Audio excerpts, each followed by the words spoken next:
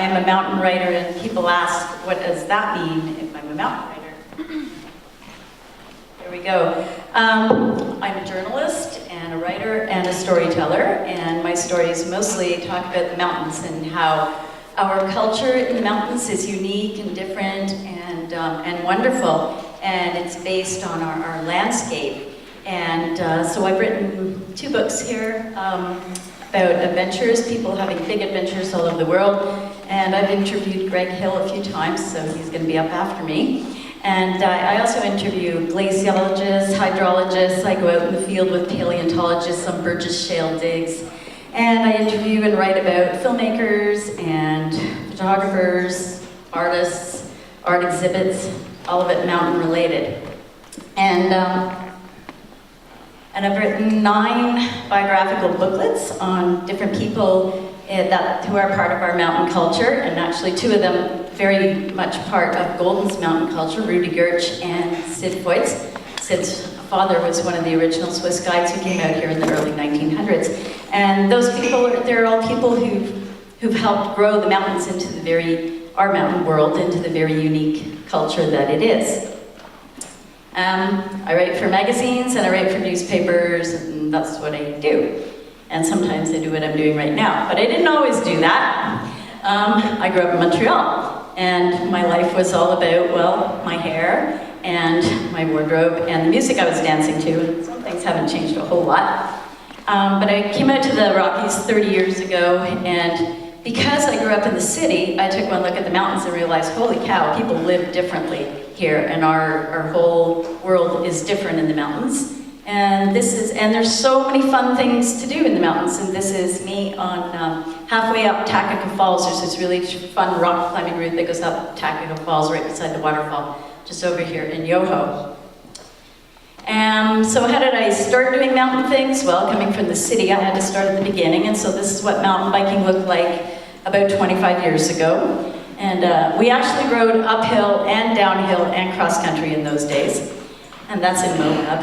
And I snowboarded for a lot of years too, but I like to explore, so my favorite activity is ski touring, because ski touring is awesome. You get to go places, you get to explore the mountain environment, you get to be out in the wilderness all day long, and then you get to ski down. And sometimes the runs are good, although not always.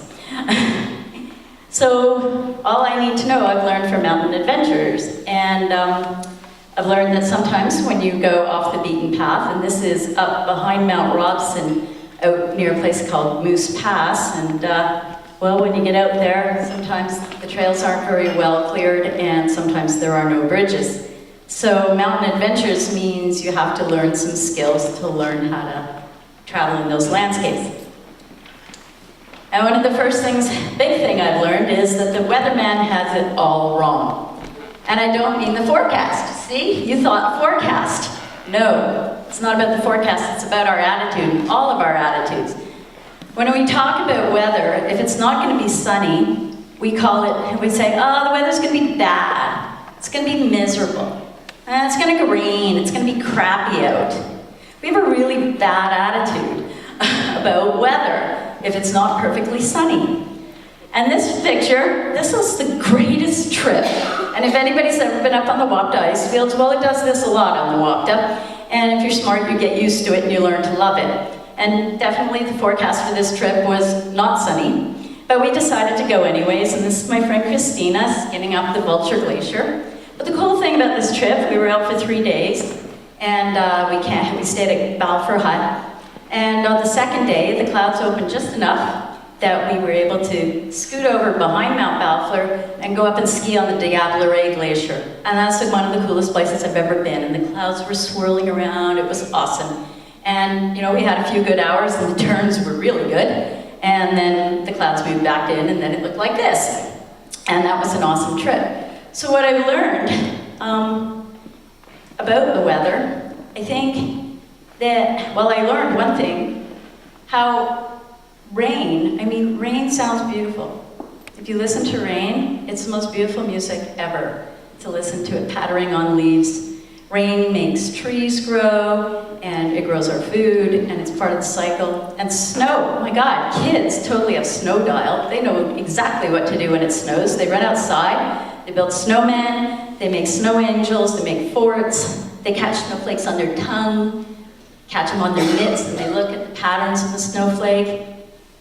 And so all those things together taught me that every single thing in nature is connected and has a purpose, and it's all part of the cycle of life.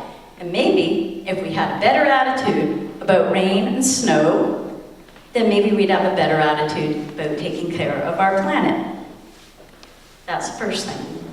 Second thing, it takes a village to climb a mountain. And this trip, the forecast, well, we knew it was going to be nice the first day. We're skiing up the Athabasca Glacier here on our way up to the Columbia Icefields. We were going up for 5 days. We had heavy packs, and we were going to be camping at 10,000 feet on the glacier. And there were 9 of us. But what you can't see in the picture is it's minus 25. And it's the first weekend of April, which is totally normal in the Canadian Rockies. And so when we stopped for lunch, I mean, it was the middle of the day, and I was freezing. I had every single layer I had on me, and I was sitting there freezing in the middle of the day in the sun. And I'm thinking, oh my God, what am I doing? I'm gonna go camp up on a glacier in a tent, and I can't even keep warm at 2 in the afternoon. This is insane. But in the other half of my brain, I said, okay, but you have to at least try. So we kept going, and I didn't say anything to anybody. And so towards the end of the afternoon, we were up high on the glacier, and we found our place to camp, and we dug out our snow tent platforms for our tents. And it was gorgeous. The sun was low, and the glacier, camping on the Columbia Icefield is a really amazing thing to do. It's just this ocean of snow, and the whole horizon in every direction is these beautiful snowy peaks. And it was fabulous. And we boiled water, and we made dinner, and we were having a good time. And then the sun went down. And I had 5 layers on the top of my body and 3 layers on my legs. And I was inside a minus 40 sleeping bag. The damn thing was huge. It took up half my pack, weighed a ton. And I shivered all night, and I had just shivers right up through the core of my body, inside my body. And worse than that, I had asthma attacks, and I'm asthmatic, normally I can do things, but I don't do well in cold. And I had asthma attacks all night long, and I shivered all night long. And when morning came around, well, the sun didn't come back out, as the forecast had predicted. It was a whiteout. It was not going to warm up that day, and I couldn't breathe, and I was still freezing.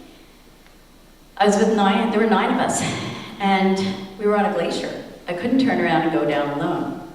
I had to ask my friends, I had to say, I can't be here. And that meant that somebody else in the group was going to have to give up their trip, give up 5 days of potential peak bagging, because it wasn't really looking great. And one of the guys did. He said, that's okay. I've got another trip planned up here this spring, and I'll come back and I'll go down with you. And that was awesome. And I should say that we were all Alpine Club of Canada members, and we planned this trip together, and we're all volunteers doing this trip. And we had beautiful teamwork, because Dominic skied down with me. And as soon as I got down lower and into the warmer air, my breathing worked again, and everything was fine. And that trip taught me that, yes, it does take a village to climb a mountain. And it taught me that it's not about who's the strongest out there, or who can carry the heaviest pack, or climb the hardest grade, or descend the gnarliest mountain bike track. Really, what it is who's the kindest person, and can we look after each other? And I think that's a lesson to take out of the mountains, and something to apply every single day, that we need to look after each other.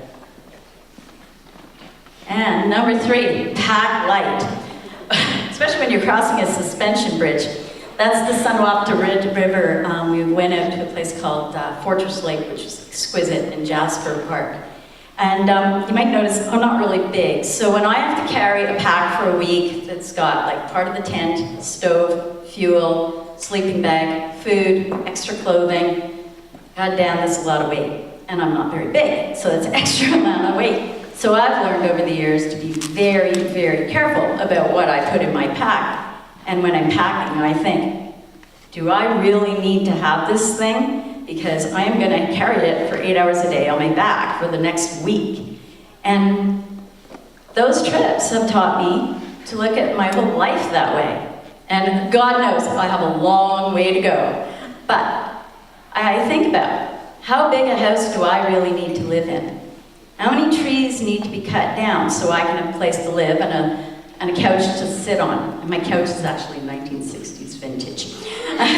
Very cool. Goes with the wardrobe.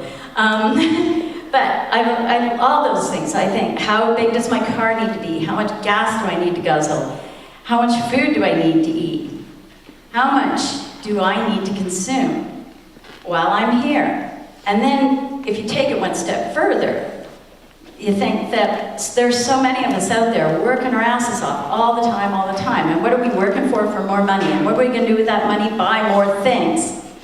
Well, outdoor adventure has taught me that we don't need more things, we need fewer things. And it's the person who works less and spends more time skiing who really is going to be skinning up that up track faster, like Greg does, and grabbing all the fresh tracks and getting all the good powder.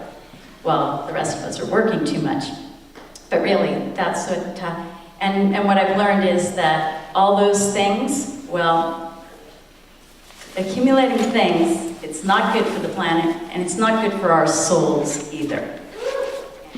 That's what I've learned from outdoor adventure. Thank you.